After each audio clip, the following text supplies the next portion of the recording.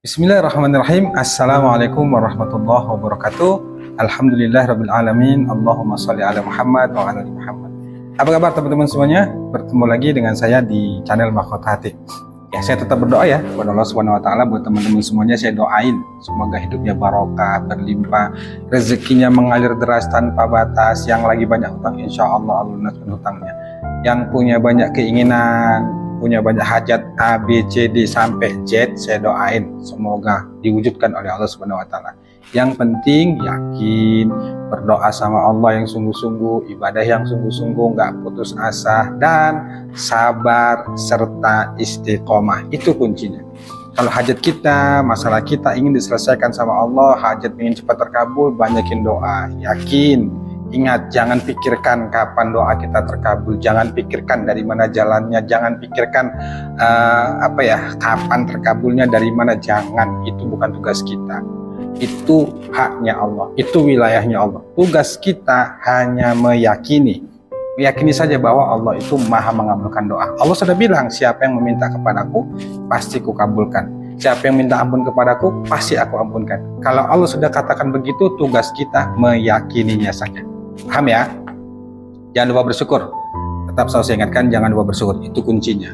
Ketika kita ingin menjadi orang berlimpah, banyak bersyukur. Insya Allah hidup kita barokah. Buat teman-teman semuanya yang mau bergabung di grup Mahkota Hati, monggo, ini nomornya, japri saya. Kita juga ada kelas online, monggo ya, japri aja insya Allah. Di video kali ini saya ingin cerita dan juga menyimpulkan dari beberapa yang nanya japri ke saya itu tentang keluhannya masalah hutang, terutama masalah amalan ya gini. Itu gini, Pak, ini banyak yang WA ke saya gini ya, Pak, saya itu udah banyak amalin amalan, tapi kok hutang saya nggak lunas-lunas gitu ya. Terus rezeki saya sulit, terus hidup saya kok makin susah, doa saya nggak dikabul-kabulkan. Gimana sih Pak? Tolong kasih masukan. Saya harus melakukan apa? Ya, inti pertanyaan itu seperti itulah. Saya tuh selalu bilang ya teman-teman semuanya bahwa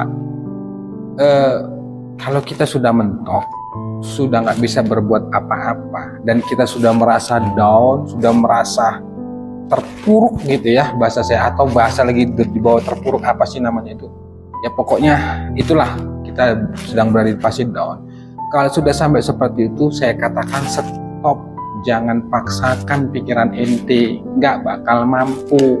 Saya selalu bilang, kenapa Allah buat kita mentok? Kenapa kadang itu kita dibuat Allah itu putus asa, dipaksa sama Allah itu harus nyerah, harus pasrah, harus ridho.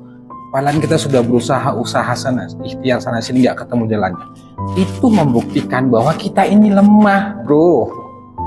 Itulah bukti bahwa kita ini lemah, punya keterbatasan. Kita nggak bisa memaksa. Kalau Allah sudah tutup tuh jalan, nggak bakal mampu kita untuk membukanya. Ente mau maksain kayak manapun, cari duit kemanapun, kalau Allah sudah tutup jalan itu, nggak bakal ketemu.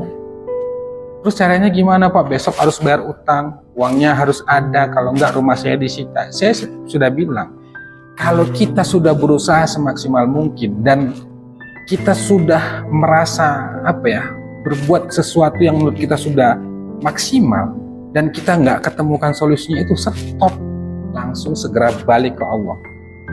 Balik ke Allah, katakan tuh dalam hati, la haula wala quwata illa billah. Jangan terus serta-merta kita tuh memikirkan aduh gimana ini ya. Memang benar panik, takut, cemas ya, berbagai macam hal pasti dalam hati kita tuh bertanya ya, nanti rumah gimana, anak gimana, dan segala macamnya. Tapi kalau kita fokusnya ke situ, stres sendiri kita. Saran saya, kalau sudah begitu, pertama yang harus kita lakukan itu ucapkan dalam lisan kita dan hati kita, la haula wala quwata illa billah. Ya Allah, aku nggak mampu untuk ngelakuin ini semua. Ya Allah, aku nggak kuat lagi dengan hal ini, semuanya aku kembalikan kepadamu ya Allah, la haula wala quwata illa billah. Habis itu apa yang kita lakukan? Udah ente pasrahin ke Allah, bismillah, segera ambil air wudu, paksa diri kita sholat 2 rakaat, sholat hajat 2 rakaat, minta ampun sama Allah. Saya selalu bilang, Allah itu nggak kasih solusi sama kita. Atau gini ya, hidup kita itu susah, kita merasa rezeki kita itu susah, hutang kita nggak lunas, itu sebabnya karena dosa kita. Saya bilang, karena dosa kita asli pol. Makanya saya selalu nyarankan ya, banyakin minta ampun, banyakin istighfar.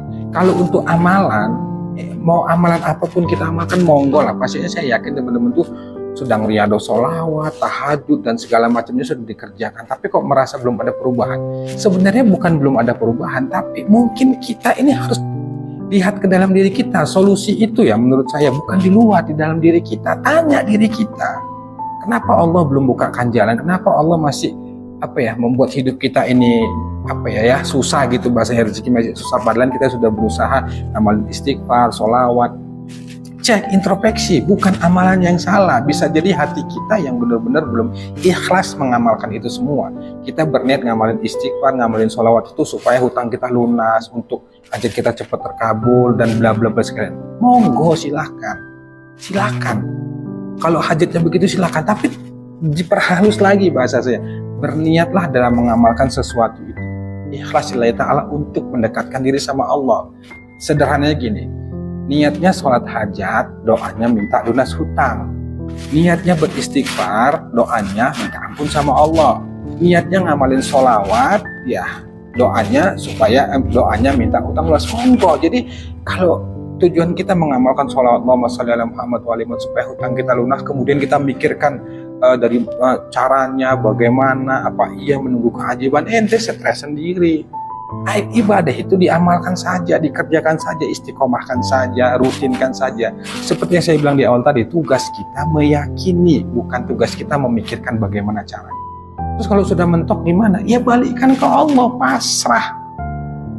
pasrah dan lakukan saja usaha yang terbaik, berbuat yang terbaik. Yang penting itu lagi-lagi saya katakan ke Allah, paksa, ngadu inti ke Allah.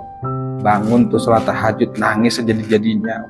Misalnya siang ya, kita sudah kebingungan, ketakutan, ngambil air wudu, udah disajadah tuh inti tumpahkan tuh ke Allah. Ya Allah gimana ini, ya Allah gimana, udah begitu. Target kita ketika berada di posisi itu menciptakan ketenangan hati dulu. Tenangkan dulu hati, tenangkan dulu pikiran. Meski saya paham itu ya, di tengah-tengah kondisi seperti itu kita pastinya ya panik, ya cemas segala macamnya. Tapi berusahalah untuk bisa menenangkan diri dulu. Caranya ya sholat, balik ke Allah. Nggak ada cara lain. Ambil air wudu, ente sholat hajat 2 rakaat, ngadu ke Allah. Untuk zikirnya monggo, mau baca sholawat bisa, baca istighfar bisa, baca la haula wala bisa. Gak zikir atau Anda hanya mengeluh saja, kalau ya Allah gimana, berdoa menangis jadi-jadinya, boleh, yang penting ke Allah. Setelah ke Allah sudah bergerak lagi, lakukan lagi, jalani lagi hidup seperti biasa. Apapun yang terjadi pasrahkan ke Allah. Yang penting kita sudah melakukan apa yang Allah perintahkan. Perkara hasil seperti apa, bagaimana, itu bukan urusan kita. Tapi saya meyakini ketika kita langkahnya benar ke Allah, insya Allah sepahit apapun, seenggak enak apapun, se-ekstrim apapun masalah yang kita hadapi, insya Allah kita dikuatkan sama Allah. Karena langkah kita udah benar, kita sudah datang ke Allah, kita sudah berdoa minta kekuatan. Sama seperti saya dulu ketika saya belum menghadapi, dipanggil pihak bank tuh ya, saya tuh sholat dulu hajat 2 rakaat gitu ya, berdoa sama Allah, ya Allah hari ini saya ingin menghadapi pihak bank karena saya nggak bisa bayar hutang. Mohon ya Allah kuatkan, berikan jalan ya Allah, berikan yang terbaik ya Allah. Sudah, saya sholat hajat, habis itu saya hadapin. Sampai di sana nggak sesuai dengan harapan saya dimarahin di segala macamnya. Saya diam aja, terima. Selesai saya dari pihak bank itu ya,